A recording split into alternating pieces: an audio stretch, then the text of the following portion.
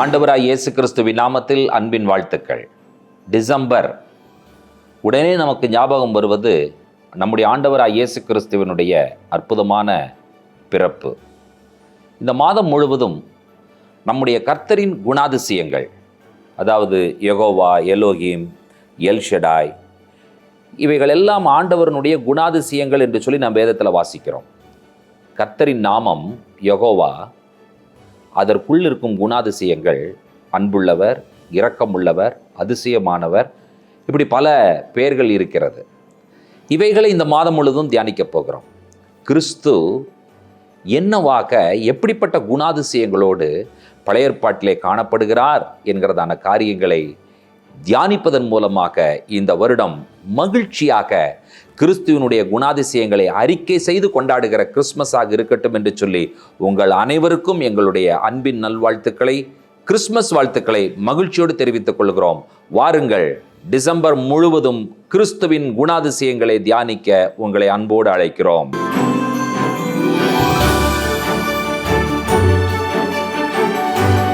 ஆண்டவராய் இயேசு கிறிஸ்துவின் நாமத்தில் அன்பின் வாழ்த்துக்கள். நம்முடைய ஆண்டவராகிய தேவாதி தேவனின் குணாதிசயங்கள் எவ்வளவு அருமையானவைகள்! இந்த குணாதிசயங்களை நாம் பார்க்கும் பொழுது, படிக்கும் பொழுது, அதை நாம் தெரிந்து கொள்ளும் பொழுது, நாம் இன்னும் நம்முடைய ஆண்டவரின் மேல் அதிக அன்பும் பற்றும் விசுவாசம் வைக்க நமக்கு அதை தூண்டுகிறதா இருக்கிறது. மோசே இஸ்ரவேல் ஜனங்களோடு பேசிக் கொண்டிருக்கிறார். எங்கே? மோவாப் தேசத்தில். இஸ்ரவேல் ஜனங்கள் கானானுக்கு போவதற்கு ஆயத்தமாகி கொண்டிருக்கிறார்கள். மோசேயோ பரலோகத்திற்கு போவதற்கு ஆயத்தமாகி கொண்டிருக்கிறார். அந்த இடத்திலே கர்த்தரை யார் என்று சொல்லி அவர் அறிமுகப்படுத்துகிறார். உபாகமத்தின் புஸ்தகம் 10ஆம் அதிகாரத்தினுடைய 17ஆம் வசனம். உங்கள் தேவனாகிய கர்த்தர் தேவாதி தேவனும் கர்த்தாதி கர்த்தரும் மகத்துவம் வல்லமையும் பயங்கரமுமான தேவனுமாயிருக்கிறார். அவர் பட்சபாதம் பண்ணுகிறவரும் அல்ல, பரிதானம் வாங்குகிறவரும் அல்ல. இந்த வசனத்திலே கர்த்தருடைய குணாதிசயம் எலோஹே ஹா எலோஹிம், தேவாதி தேவன். அதைத்தான் நாம் இன்றைக்கு பார்க்க போகிறோம். எலோஹே ஹா எலோஹிம்.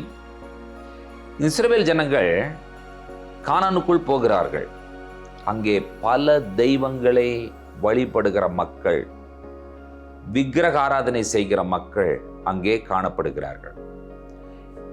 மோசே இவர்களுக்கு என்ன சொல்லுகிறார் என்று சொன்னால், நீங்கள் கானானுக்குள் போகப் போகிறீர்கள். நீங்கள் ஆராதிக்கும் தெய்வம் எல்லா தெய்வங்களுக்கும் மேலானவர். த லார்ட் ஆஃப் லார்ட்ஸ் அல்லது த காட் ஆஃப் காட்ஸ், எலோஹே ஹா எலோஹிம். நாம் என்ன செய்யக்கூடாது என்று சொன்னால், விக்கிரகங்களை வழிபடக்கூடாது. நம்முடைய ஆண்டவருக்கு மேலே நாம் எதையும் வைக்கவே கூடாது. நம்முடைய ஆண்டவரை எல்லாவற்றிற்கும் மேலானவர், சிறந்தவராய் இருக்கிறார். அவர் ஒருவர் தான் தேவாதி தேவனாய் இருக்கிறார். அவரையே நாம் ஆராதிக்கிறவர்களாக காணப்பட வேண்டும். இந்த தேவனை பற்றி சொல்லும் பொழுது, அவர் தேவாதி தேவன். அது மட்டுமல்ல, அவர் பாரபட்சம் இல்லாத தேவன். அடுத்தது ஒன்று சொல்லப்பட்டிருக்கிறது பாருங்க, பரிதானம் வாங்காத தேவன். அப்போ அவருடைய உயர்ந்த ஸ்தானம் என்று சொல்லும் பொழுது, அவர் வேறுபாடு வித்தியாசம் பார்க்காமல் இருக்கிறபடியினாலே அவர் எலோஹே ஹா எலோஹிம். அடுத்தபடியாக நாம் எதையும் கொடுத்து அவரை என்ன செய்ய முடியாது என்று சொன்னால், திருப்திப்படுத்த முடியாது. திருப்திப்படுத்துவது என்று சொன்னால், அதை வாங்கி கொண்டு செய்கிற தேவன் கிடையாது. பரிதானம் வாங்குகிறவரும் அல்ல. எதையாவது கொடுத்து விட்டால், எதையாவது செய்து விட்டால் அவர் திருப்தியாகி விடுவார். பலியை செலுத்தி விட்டால், காணிக்கையை கொடுத்து விட்டால் அவர் திருப்தியாகி விடுவார் என்கிறதான காரியத்திற்கும் இடமில்லை. நீங்கள் கானான் தேசத்திற்குள் போகும் பொழுது விக்கிரக ஆராதனைக்காரர்கள் இருக்கிறார்கள். ஆனால் நீங்கள் ஆராதிக்கும் தேவன் தேவாதி தேவன், கர்த்தாதி கர்த்தர்.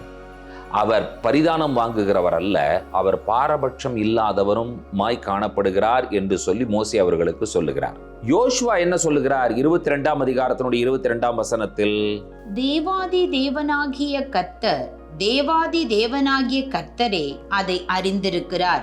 இஸ்ரவேலரும் அறிந்து கொள்வார்கள்.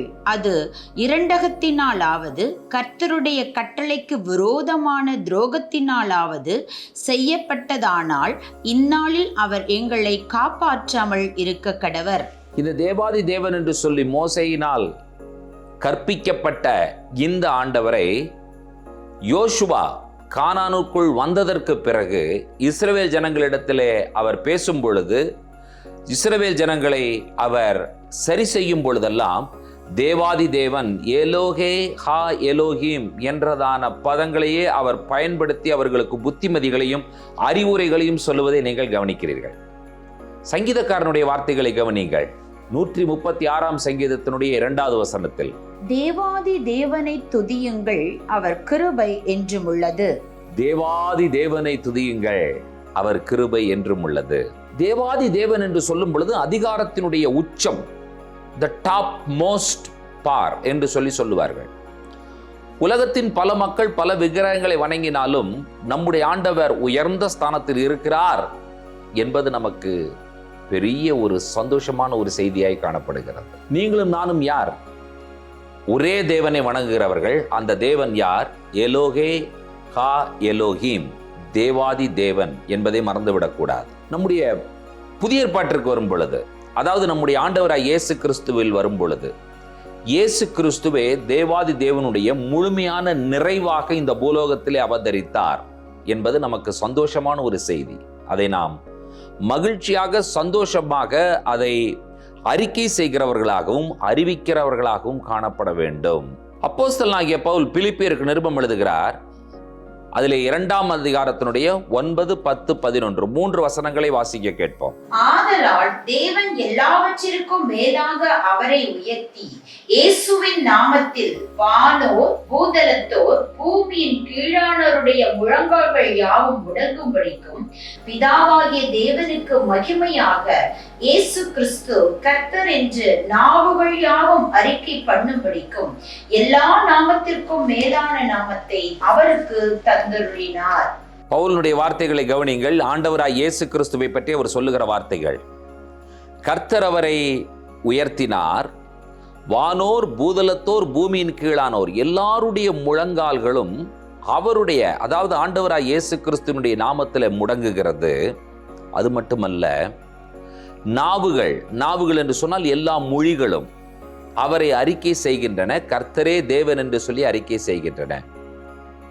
இந்த வசனத்தின் மூலமாக பவுல் நமக்கு சொல்ல வருகிற காரியத்தின் மூலமாக நாம் என்ன அறிந்து கொள்ளுகிறோம் என்று சொன்னால், இயேசு இந்த பூலோகத்தில் அவதரித்தார். எலோகே ஹா எலோஹீமாக அவர் அவதரித்தார் என்பதுதான் இன்றைக்கு நாம் பெற்றுக்கொள்ளக்கூடிய சந்தோஷமான நற்செய்தி. கிறிஸ்மஸ் அது என்ன என்று கேட்டால், வானோர் பூதலத்தோர் பூமியின் கீழானுடைய எல்லாருடைய முழங்கால்களும் முடங்குகிறது. அதுவே கிறிஸ்மஸ். எல்லா மொழிகளும் கர்த்தரே இயேசு கிறிஸ்து அவர்தான் தேவன் என்று சொல்லி அறிக்கை செய்வது.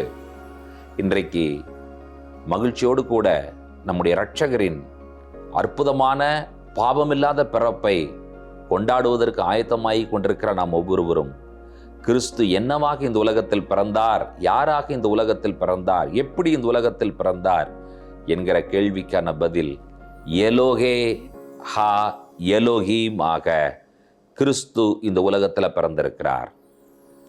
தேவாதி தேவன். கிறிஸ்து யார்? தேவாதி தேவன். கிறிஸ்து யார்? பரிதானம் வாங்காதவர். கிறிஸ்து யார்? பாரபட்சம் இல்லாதவர். கிறிஸ்து யார்?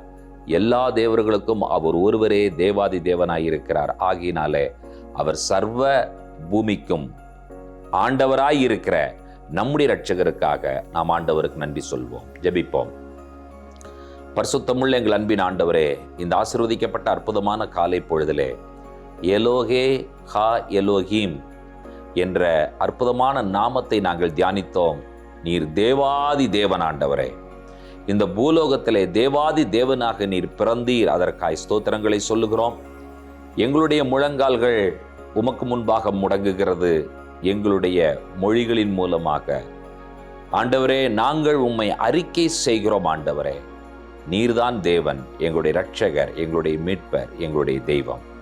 எலோகே ஹா எலோஹீம், உம்மை நாங்கள் வணங்குகிறோம், துதிக்கிறோம், ஸ்தோத்திரிக்கிறோம், ஆராதிக்கிறோம்.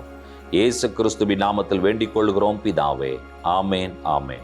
நம்முடைய கர்த்தராகிய இயேசு கிறிஸ்துவின் கிருபையும் பிதாவாகிய தேவனுடைய அன்பும் பரிசுத்த தேவாவியானோருடைய அந்யோன்ய ஐக்கியமும் சிநேகமும் நம்மனோடும் கூட கர்த்தருடைய வருகை பரியந்தம் நீடித்து நிலைத்திருப்பதாக. ஆமேன், ஆமேன். தேவ கிருபையும் சமாதானமும் நம்மில் பெருகுவதாக. ஷலோம்.